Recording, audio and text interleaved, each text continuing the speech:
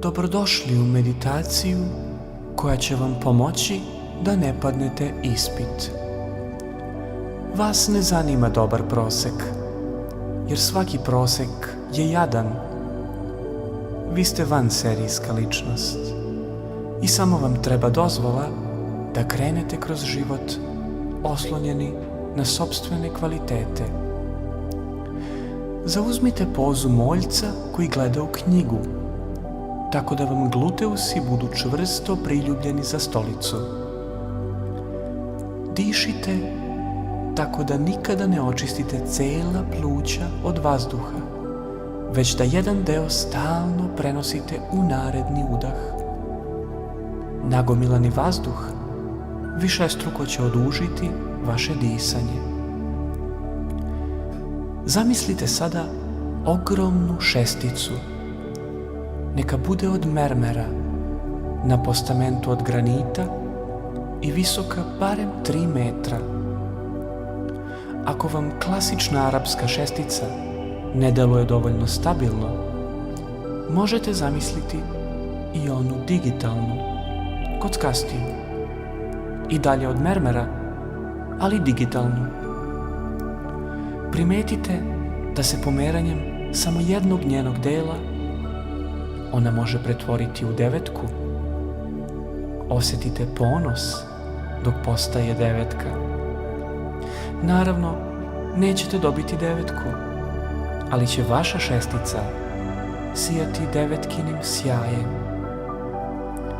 Ako ste pravnik, možete zamisliti i rimsku šesticu, VI.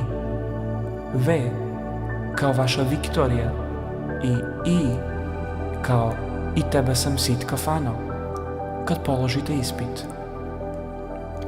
Zamislite da vam se na putu do šestice sve dešava onako kako vi želite.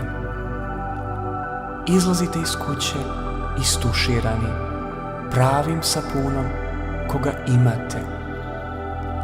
U stomaku vam je omiljeni doručak koji vam je na sto doneo beli golub. Autobus je poluprazan i nema kontrole. U hodniku fakulteta srećete bivšu ljubav uplakanu zbog pada na ispitu. Profesor vam se razboleo i ispituje vas njegov blentavi asistent. Izvlačite baš ono jedno pitanje koje znate. Dok se udaljavate sa šesticom u indeksu, na zgradu fakulteta pada krstareća raketa.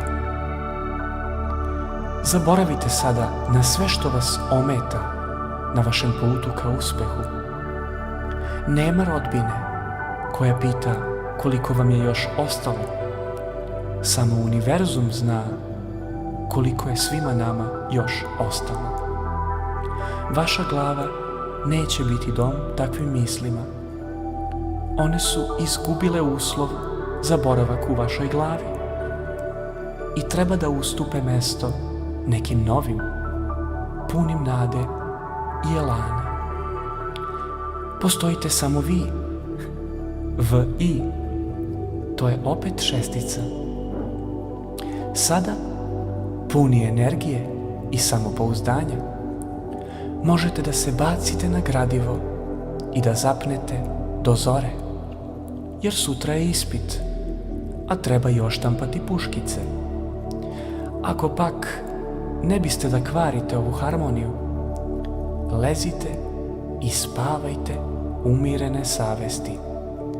Prespavajte ispit i sigurno ga nećete pasti.